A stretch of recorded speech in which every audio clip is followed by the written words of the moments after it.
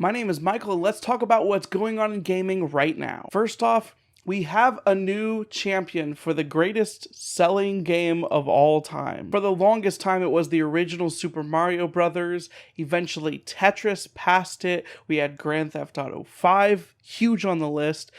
You can't discount Wii Sports for both being incredible sales-wise, but also just kind of defining a console in a way that maybe was a problem for them ultimately because they didn't sell any other games once people had Wii Sports, but that's neither here nor there. If you haven't heard the news, Minecraft breaks the record for highest selling game of all time with 176 million units sold. That is an achievement.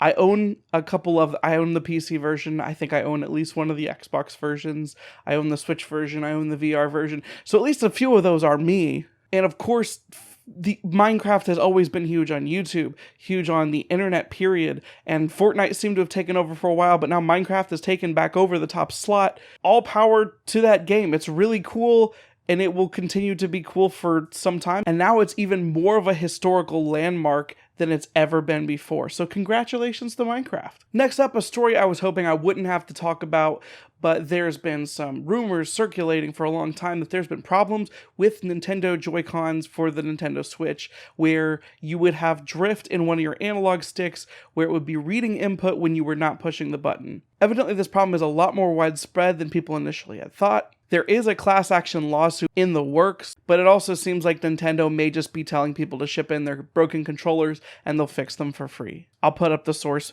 both here in a picture and also in the link below. So if you're having that problem, and I do think I'm having that problem with one of my Joy-Cons at least, you can get it taken care of for free if you're willing to wait for the period. There also just seems to be a lot of other ways to just fix it yourself that are available online. I can't vouch for the integrity of any of them. Now on a little bit of a self-indulgent side for me, one of the video games that I'm looking forward to most the rest of this year is a game called Control. That game releases on August 27th, and there's a new trailer out for that. I checked it out and thought it was pretty cool. Didn't say a lot, but hey, I'm looking forward to that game. Now let's talk about the reception to some of the games that we talked about last week. Fire Emblem Three Houses is officially out, and though we've seen reviews for that being available for a while, now regular people are actually getting their hands on it. Right now, the game has an 87% score on Metacritic from the critic side and a 7.9 user score, which is great. The game seems to be loved by a lot of people.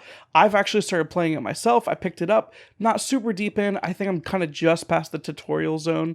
And one of the things that's striking me the most is as someone that has played Persona 4 Golden when that came out on the Vita, this game seems to be taking a lot more cues from Persona as far as the way that you interact with people in between the normal battle stuff that happens. I can't speak to whether that's good or bad for me personally, because I'm not far enough in on the game yet, but I'll let you know my progress as I continue playing. But for the rest of the people out there, there's a lot of articles about tips and tricks and different things to do in the different houses, and the game is generating a lot of buzz and people seem to like it a lot. The other big game that we talked about coming out last week was Wolfenstein Youngblood. Right now that has a 74% on Metacritic from the critics, and unfortunately a 2.6 user score.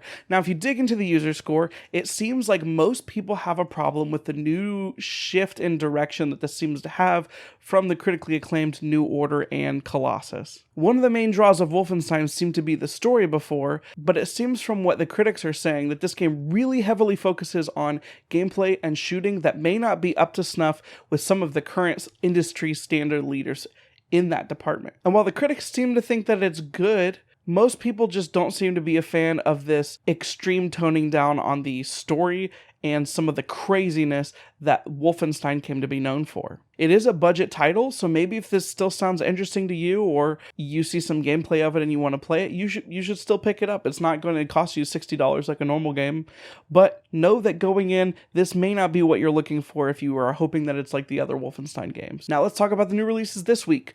There's one big new release that's important this week, if for no other reason than it is a tentpole marker for something that is to come. This week, we get the release of Madden 20. Now, I'm not really a football game guy, but that franchise seems to do extremely well. But what it does mean is, the old adage for old video game journalism is, once Madden comes out, that's when all of your big AAA, huge end-of-the-year games start coming out. So the floodgates will open after this week, because Madden is kind of the canary in the coal mine when it comes to the flood of big video games coming. The only other release that I really wanted to highlight this week was something that I just personally saw, which is not a new release, but a port.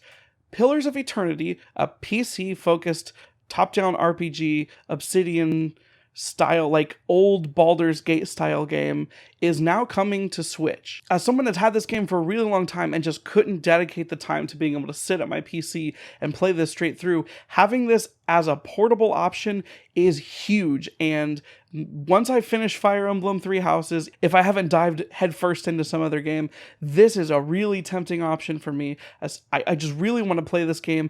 And having it as a portable game means that I can kind of digest it in a better chunk in a way that fits my lifestyle better. Yeah, I get it. I'm one of those people that says, yeah, I wish everything was on the Switch. I'll admit it. What do you think about the things we talked about this show? Did I miss something? Let me know in the comments below. If you like this video, give it a thumbs up. And if you want to see more videos like this, please hit that subscribe button and that bell button so you get notified when we post more videos. I hope you have a good week. See you next time.